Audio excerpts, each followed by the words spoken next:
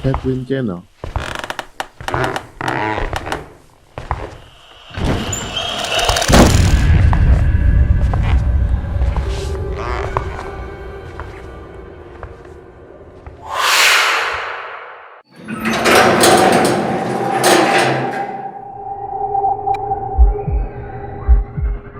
Edwin Jenner. Edwin Jenner. Edwin Jenner.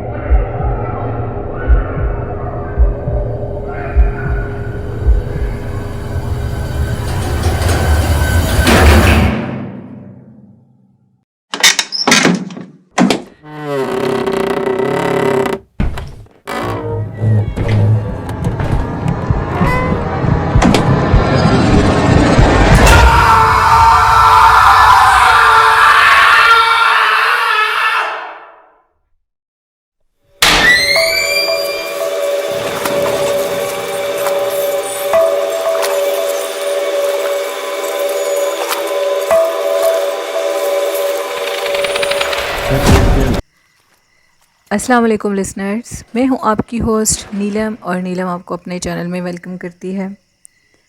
شروع کرتے ہیں آج کی ویڈیو اللہ پاک کا نام لے کر، جو انتہائی عالی رتبہ اور بہت جلیل القدر ہے۔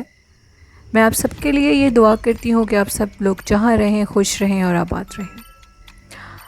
اور بڑھتے ہیں آج کی کہانی کی طرف۔ آج کی پہلی سٹوری میرے ساتھ شیئر کی ہے محمد فیضی نے۔ محمد فیضی سرگودا سے رہنے والے ہیں، اور وہ کہتے ہیں کہ آپ نے کچھ دن پہلے جو وہ جواد کے ماموں کی سٹوری شیئر کی ہے، اس سٹوری کو سن کر میرے اندر بھی ہمت پیدا ہوئی، لیکن میں اپنی یہ جو سٹوری ہے، یہ کہانی ہے، میں کسی کے ساتھ شیئر نہیں کرتا، مطلب اپنے گھر والوں کے علاوہ، کیونکہ لوگ طرح طرح کی باتیں بناتے ہیں، کچھ جھوٹ کہتے ہیں، کچھ سچ کہتے ہیں، لیکن جس کے اوپر بیتا ہوتا ہے جانتا صرف وہی ہے۔ آج میں آپ کے ساتھ، فیضی کہتے ہیں کہ ایک کہانی شیئر کرنے لگا ہوں جو کہ میرے ساتھ واقعات پیش آئے۔ یہ 3 سٹوریز ہیں ڈیفرنٹ، اور یہ تینوں سٹوریز آج میں آپ کے ساتھ شیئر کروں گا۔ تو بڑھتے ہیں آج کی کہانی کی طرف۔ فیضی کہتے ہیں کہ میں سرگودا کے ایک مشہور دربار ہے میٹھے معصوم، اس سے آگے، اس سے کافی آگے، میں ادھر ایک آفس ہے جدھر میں ایک مطلب کہ آپ یہ سمجھ لیں کہ وہ ادھر گارڈ تھے، سیکیورٹی گارڈ تھے، ادھر میں میری جاب تھی۔ اور مجھے کھانا کھانے کے لیے میرا جو گھر ہے وہ آپ یوں سمجھ لیں کہ میٹھا معصوم جو دربار ہے اس سے آگے 49 ٹیل آئی تھنک کچھ اس طرح کا وہ بتا رہے ہیں، مجھے ٹھیک سے یاد نہیں آ رہا، اس لیے میں غلط نہیں بیان کروں گی اس چیز کو۔ اور اس سے آگے کافی میرا گھر ہے، اور میں دوپہر کے ٹائم ادھر کھانا کھانے کے لیے یہی سوچتا تھا کہ میں گھر چلا جایا کروں، میں گھر چلا جایا کرتا تھا۔ دوپہر کا ٹائم تھا، میں واپس آ رہا تھا، میرے پاس موٹر سائیکل تھا، تو میں کیا دیکھتا ہوں کہ بہت تیزی سے روڈ کے بالکل سنسان علاقہ ہے، وہ جو میٹھا معصوم والا دربار ہے، اگر سرگودا کے کوئی سننے والے لسنر ہیں تو فیضی کہتے ہیں وہ بالکل سنسان غیر آباد جگہ ہے۔ وہاں پہ میں نے کیا دیکھا ہے کہ روڈ سے اچانک 2 عورتیں ایک دوسرے کا ہاتھ پکڑے بہت تیزی سے ہنستی ہوئی میرے آگے سے گزر کر گئی ہیں، اور گزر کے وہ روڈ کے دوسرے کنارے پہ غائب ہو گئی ہیں۔ میں یہ سارا منظر دیکھ کر اتنا خوف زدہ ہوا، میں نے موٹر سائیکل کو بریک لگائی، کیونکہ میں موٹر سائیکل چلانے کی کنڈیشن میں نہیں تھا اس ٹائم پہ، جو منظر میں نے دیکھا تھا۔ مجھے تھوڑے سا ہوش آئی، میں نے پھر موٹر بائیک سٹارٹ کیا، میں گھر گیا، خیر میں نے کھانا وغیرہ کھایا، میں نے یہی سمجھا کہ دوپہر کا ٹائم ہے، کوئی غیر مری مخلوق گزری ہوگی، تو مجھے آج کے بعد بالکل بھی دوپہر کے ٹائم میں نے کھانا کھانے کے لیے گھر نہیں آیا کرنا، میں صبح ناشتے میں ہی اپنا کھانا بنوا کر لے جاؤں گا۔ فیضی کہتے ہیں آدھا گھنٹہ مجھے گھر لگا، میں نے کھانا کھایا، میرے باس کی فوراً کالز آ رہی تھی کہ جلدی سے آؤ، میں آ گیا واپس۔ اب میں دوبارہ جب اس روڈ سے گزرا تو اس ٹائم پہ جو ٹائم ہوگا وہ دوپہر کے 3 بجے کا ٹائم تھا، بالکل سنسان، کوئی 1 یا 2 گاڑیاں وہ بھی بہت دیر سے گزرتی ہوئی دکھائی دیتی تھیں۔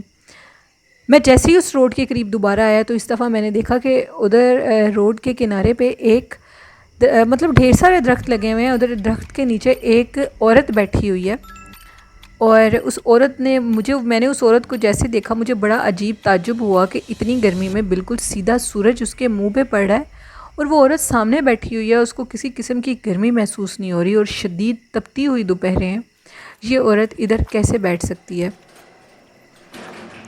اور میں نے اس عورت کو دیکھ کر ابھی بریک لگانے کا سوچا ہی تھا، میری آنکھوں کے سامنے سے وہ عورت غائب ہو گئی۔ اس ٹائم میرے جو کنڈیشن تھی وہ میں کسی سے بیان نہیں کر سکتا، میں کیا دیکھ رہا تھا اور میرے ساتھ یہ ایک دن میں 2 واقعات کیسے ہو گئے ہیں۔ میں ڈرتا ہانپتا کانپتا اپنے آفس تک پہنچا۔ مجھے شدید بخار ہو چکا تھا اور میری کنڈیشن اتنی خراب تھی کہ میں آفس میں بیٹھنے کے قابل نہیں تھا۔ اتنی شدید گرمی میں مجھے شدید ٹھنڈ محسوس ہو رہی تھی۔ مجھے یوں محسوس ہو رہا تھا کہ میری باڈی میں سے سارا بلڈ خوف کے مارے ختم ہو گیا ہو۔ میں اتنا ڈر چکا تھا، مجھے اب کچھ سمجھ نہیں آ رہی تھی، میرا جسم کانپ رہا تھا۔ آفس ورکر ایک میرے پاس سے گزرا تو فیضی کہتے ہیں انہوں نے مجھے کہا کہ تم کانپ رہے ہو، تمہاری طبیعت تو ٹھیک ہے۔ وہ مجھے پکڑ کے اندر لے کر گیا، میری کنڈیشن بہت خراب تھی۔ اب میں ان کو یہی کہہ رہا تھا کہ مجھے اس روڈ سے لے کر مت گزرنا، مجھے صرف اتنا یاد، اور اس کے بعد میں بے ہوش ہو چکا تھا۔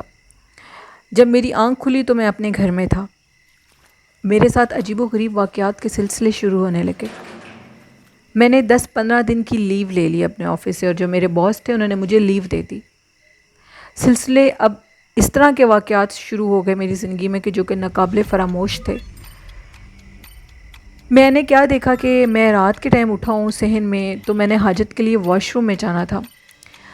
میری آنکھوں کے سامنے 2 عورتیں ہیں، بالکل ہم لوگوں کی چھت پہ کھڑی ہیں، اور میری آنکھوں کے سامنے انہوں نے چھت سے نیچے چھلانگ لگائی، اور جیسے انہوں نے چھلانگ لگائی ہے میری چیخنے کی آوازیں سارے محلے نے سنی ہوں گی۔ مجھے کچھ سمجھ نہیں آئی کہ وہ کیا منظر تھا۔ جب میں پھر بھی ہوش ہو گیا اور مجھے ہوش آئی تو میں نے اپنی مسز سے سب سے پہلے یہ پوچھا کہ وہ 2 لڑکیاں بچ گئی ہیں، وہ جنہوں نے اوپر سے چھلانگ لگائی تھی۔ تو وہ مجھے کہتے کون 2 لڑکی ہیں؟ میں نے کہا میں نے اپنی آنکھوں سے 2 لڑکیوں کو چھت سے چھلانگ لگاتے ہوئے دیکھا ہے، اور وہ لڑکیاں کدھر گئی ہیں مجھے کچھ سمجھ نہیں آ رہا، وہ کون لڑکی ہیں؟ میری مسز نے کہا کہ یہ چکر کوئی اور ہے، اب مجھے آپ کو کسی اللہ والے کے پاس لے جانا ہوگا، کیونکہ آپ کی جو حالت ہے، آپ کی جو کنڈیشن ہے وہ ڈاکٹر والی نہیں ہے۔ مجھے پھر اس کے بعد کسی اللہ والے سے رجوع کیا گیا، مجھے ان کے پاس لے جایا گیا۔ جب مجھے ادھر لے جایا گیا تو انہوں نے جب اپنی نظر لگائی، جب اپنی بصیرت کو انہوں نے چیک کیا اپنی بصیرت سے، اللہ نے جو ان کو نوازا ہوا تھا، وہ اللہ کے بہت برگزیدہ شخص تھے۔ انہوں نے یہ بتایا کہ یہ جس ٹائم پہ گزر رہا تھا روڈ کے پاس سے، اس ٹائم ادھر 2 آفتیں تھیں، چڑیلیں تھیں جو کہ اس کا راستہ کاٹ گئی ہیں، اور وہ 2 چڑیلیں اب اس کے پیچھے پڑی ہوئی ہیں، وہی اس کو جگہ جگہ نظر آ رہی ہیں اور وہ اس کو تنگ کر رہی ہیں۔ جہاں اس نے درخت کے نیچے ان کو بیٹھے دیکھا ہے وہاں پہ ہی ان کا مین بسیرا ہے۔ اب آپ کو اس کے اوپر تعویذ کرنے ہوں گے، بہت محنت کرنی ہوگی، اور یہ بہت محنت سے ٹھیک ہوگا، کیونکہ وہ کہتے ہیں کہ کچھ دن کے بعد فیضی کہتے ہیں مجھے دورے پڑنے لگ گئے تھے، مجھے عجیب و غریب حالت ہو جاتی تھی، ہاتھ پاؤں ٹیڑھے ہو جاتے تھے، ایون کہ میں جب بیڈ پہ لیٹا ہوتا تھا تو وہ اس بیڈ کو کوئی ہوا میں کھڑا کر دیتا تھا، میرے گھر والے چیخیں مارتے ہوئے کمرے سے باہر نکل جاتے تھے، میرے بچے میرے قریب آنا چھوڑ گئے تھے۔ میری کنڈیشن اتنی ورس ہو جاتی تھی کہ مجھے دیکھ کر سب ڈرتے تھے، لیکن اس حالت میں میری بیوی نے اور میری والدہ نے میرا ساتھ بالکل بھی نہیں چھوڑا۔ میں نے اس کے بعد وہ مجھے دوبارہ ان کے پاس لے کر گئے، ان اللہ والوں نے یہ کہا کہ اب آپ کو یہ کام کرنا ہوگا، اس کو ہوش میں لا کر وہ جو درخت ہے، جس درخت کے پاس اس نے ان آفتوں کو دیکھا تھا، ادھر ہمیں جا کر وہ کہتے ہیں کہ کوئی تعویذ وغیرہ لگانے ہوں گے، جیسے ادھر وہ تعویذ لگیں گے تو وہ جو آفت ہے اس کے پیچھے ڈائن پڑی ہوئی ہیں، ڈائنیں ہیں، وہ 2 ڈائنیں ہیں، اور وہ ڈائنیں تب ان کی جان چھوڑیں گی۔